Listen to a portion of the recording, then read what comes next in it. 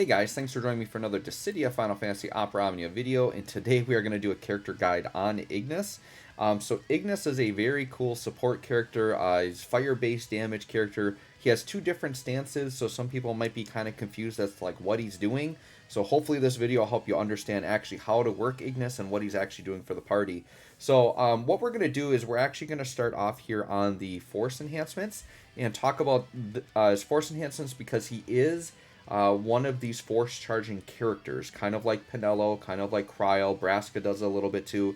So he is also one of these charging characters. So I want you to know which passives are really important for doing that. So he's got the normal force charge passives, which basically you have to get up to level 23 to get that. Every character pretty much should have this for force characters or for force enhanced characters. So each one gives you 15% more charge rate. But the big one, when we refer to these actual like big time force support characters, they really buff the HP gauge while you're in force time. So our boy Ignis has two moves that do that. So his regroup, which you get at level 5, does a 25% HP damage up. And then at level 10, his quick recipe gets a plus 25 damage up. And then if you go all the way to 30, so at 25, regroup goes up to 50. And quick recipe goes up to a 50% buff. So he's got two moves in his kit that give him that buff. Now what's really cool is that when you use the quick recipe, he's really based off of doing HP and Brave plus attacks. And those HP and Brave plus attacks carry over the HP damage up. So you'll get those when you're using those attacks. So he can really do a lot to help buff your force gauge, okay?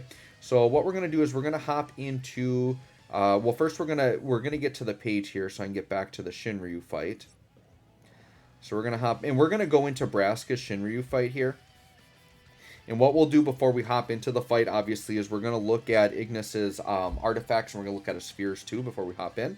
So for artifacts, really Ignis, he has two stances. He kind of has the defense stance and he has a more offensive stance.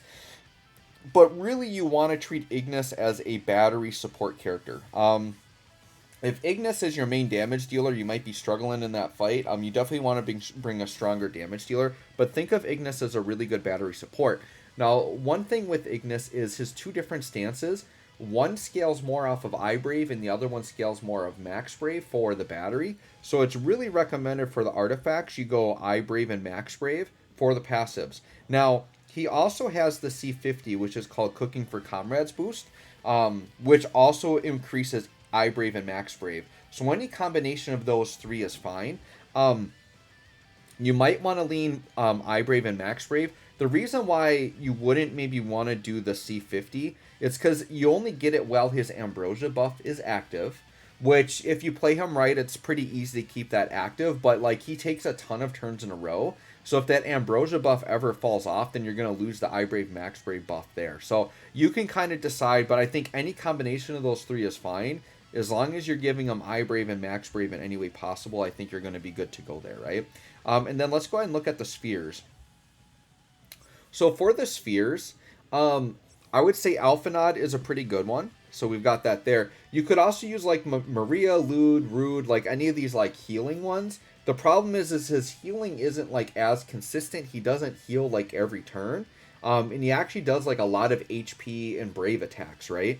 So it's totally up to you which one you want to use. But Alphanod is a pretty standard, consistent one. I think Ignis buffs enough that you're going to get that off. And the other reason why I like Alphanod is it does increase iBrave, which is something that'll help Ignis look a little bit better too. Then for the D slot, you want, once again, something that's going to do some type of attack aura for the party.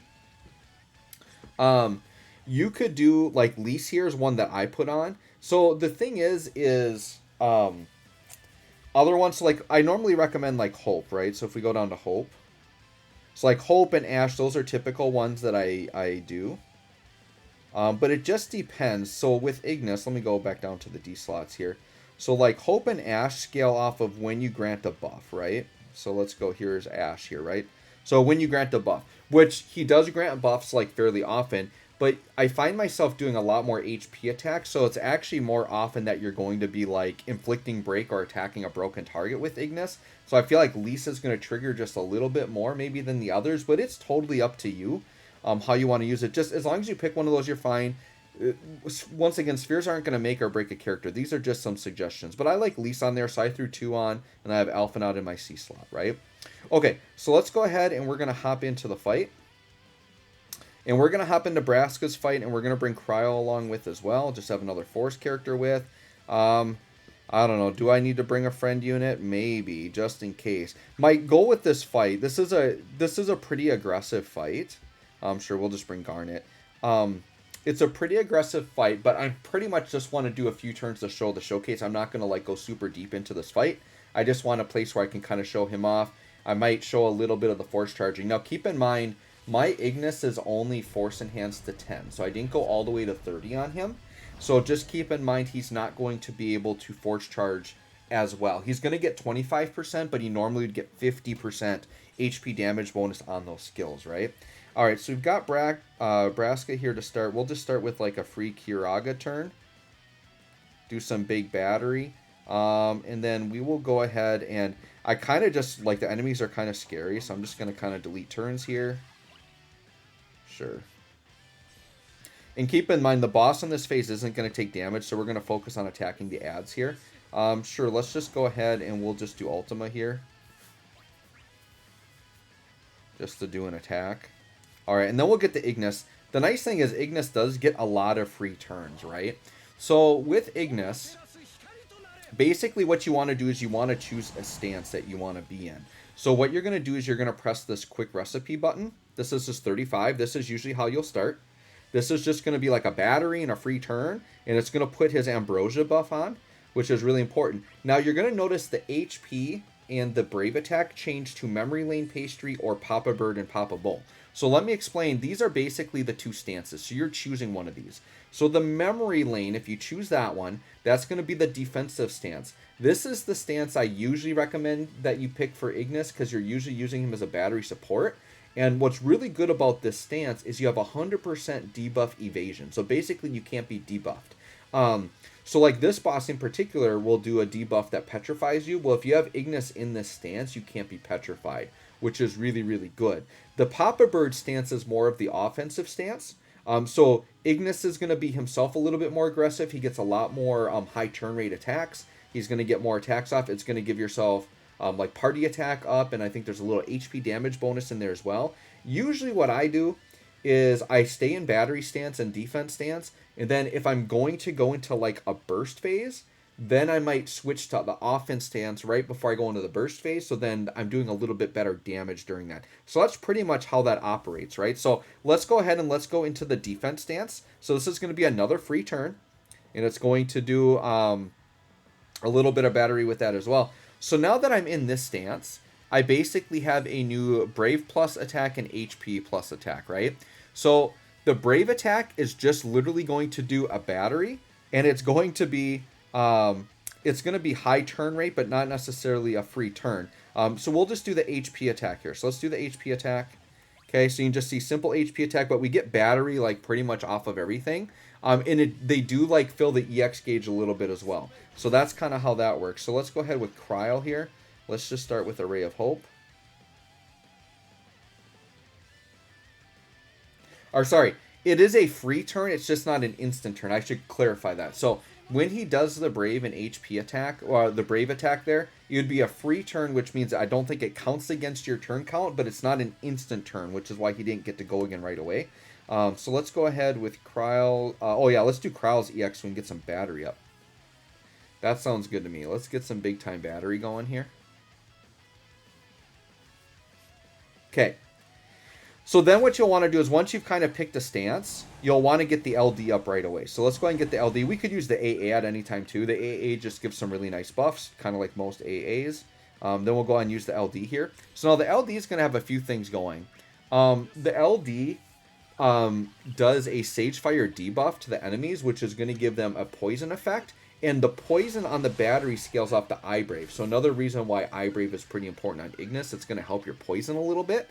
And then it's also going to increase the HP damage the enemies take, and then it will give them fire resist down, which is really, really good, right? And then he gets a buff, and part of his buff will give party fire enchant as well. So then the party's going to have fire enchant, the enemy's going to be weak to fire, so that's really, really good there. So the LD is very good. This is why Ignis is renowned as one of the better LD calls in the game, because I believe it's the only call to give party fire enchant. Lulu can enchant, I think, the caller, but not the entire party. So Ignis is really good for just like that fire enchant as well on his call. So it is a very, very, very good call to have, right? Okay, so Braska here. Sure, we'll just throw down a random cure. So I kind of do want to get into Braska's force time, and then we'll just watch Ignis kind of charge a little bit in that force time. So let's do a couple of cures here. Okay. And then let's go ahead and do the plus version of the EX here. And then the other thing too, with Ignis, he has a really cool and unique EX ability where basically he can pull your party members forward. So we'll show the EX once we get it up here. And then his 15 CP, I haven't really talked about that, but that's just called Regroup. We'll talk about it as we're kind of getting attacked here. But Regroup basically does like a really big party heal. It's like a really good fat heal if you really need one. And then you get a free turn on it. So, and then there's also like a first aid buff that comes with it that just gives some generic party stats. So with Cryle here, let's go ahead and sure, let's do some force gauge charging here a little bit. Do another Ray of Hope. That's fine. Let's do another one. Okay, and then let's do something that's going to break. Yeah, EX sounds good here. Get some more party battery going.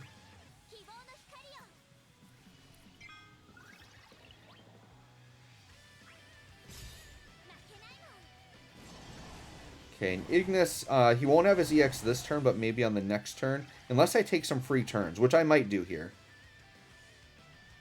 Okay. Alright, so Ignis here, what we can do is let's show off the regroup. So this would be, once again, like I said, a nice big fat party heal. Free turn, does a nice buff. So that's something you can use when you really need it. And now we have the EX up and ready to go. So, like I said, what the EX is going to do is you're going to select a party member. It's going to do some battery. And it's going to do a really big HP attack, right? So let's go ahead and do this.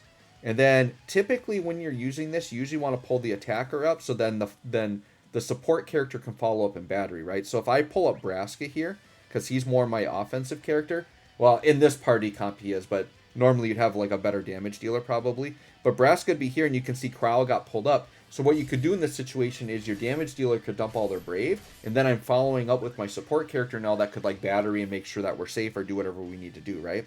Alright, so now with Braska, we got a free Kiraga, so let's do it. And then Braska's going to go into force time. Sure, we'll do the AA. And then let's hop into force time. And then now what we can do is we can let Ignis kind of charge a little bit. Now keep in mind, this isn't going to be as effective as normal. Just because he's only getting 25% instead of 50%. But we'll see it. So let's let... we will let Cryle do one. Just to get our burst going. Yeah, 70%. That's nice for Cryle right there. Just a fat 70%. And then Cryle, let's go ahead and do an LD maybe.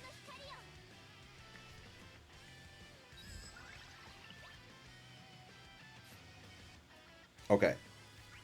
So then what I could do here with Ignis is if I wanted to switch stances, I could use Quick Recipe again and switch stances. So let's go ahead and do that. So let's do Quick Recipe. So you can see when we do that, that should be a nice HP damage bonus up. Okay, 43%. Now keep in mind, that was missing 25. So that would have been like well over 60% boost there, right? If I was fully force enhanced. So you can see he's a very, very nice charging character. Now I can re-choose my stance if I want to. So let's say I want to go into Papa Bird this time so you guys can see that. So now we're going into Papa Bird, which is the attack stance. You can see really nice buff there on the HP damage gauge. And then once again, even if I did like a Brave attack or an HP attack, I could do that. So these have higher turn rates. So you can see his turn is kind of bumping up a little bit. So sure, let's go ahead and do the HP attack. Okay, and once again, a 38% buff there. Once again, should have been 25% more higher. So he can really ramp up the HP damage boost if you want to. The thing with Ignis that I would say that I like Penelo and like Cryo a little bit better is they have more instant turns, whereas Ignis, his moves won't count against your turn count all the time, but he doesn't get instant turns, so you can't spam it like back to back to back to back. So Ignis is good for like a more traditional format, whereas I really like my nuke formats with the off-turn damage. So if you like the Kayn off-turn damage, because those instant turn characters, they're not good if you don't like have Kayn or off-turn damage in the air, because sure, they're going to be raising the percentage, but there's no attacks happening. At least with Ignis, he's maybe not taking instant turns, but he's actually doing HP damage while it happens. So maybe a more traditional team comp, you might like Ignis a little bit better for that. So sure, with Cryo, let's go ahead and EX here. And I mean, we got to 337 already, and this is without a fully boosted Ignis, so it did go up fairly quickly, right? So we're doing like really nice damage right now. Sure, let's do... What's he at? Yeah, he's at 4, so let's do the Jet Bomber Plus, because then he's going to go up to 5 stacks, he's going to get the plus version back again. That's definitely going to finish off the ads. Well, actually, one of them survived. Okay, and then, is there anything else I did not show off with Ignis? No, that's basically it. So really, the way to summarize Ignis once again is you use Quick Recipe, choose a stance.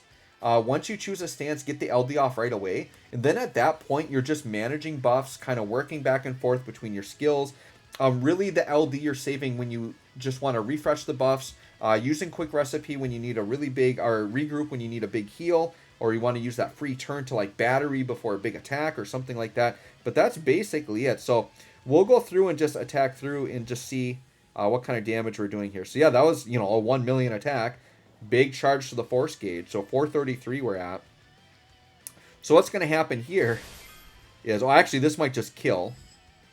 This is what happens if you don't bring Auron, by the way. You just get insta-killed. So, anyways, I got through everything I wanted to with Ignis. Like I said, that's why I wasn't going to go deep into this fight, because I knew it was, like, pretty mean and aggressive. But, anyways, guys, there you go. That's how you play Ignis. If you have any questions, please let me know or join my Discord.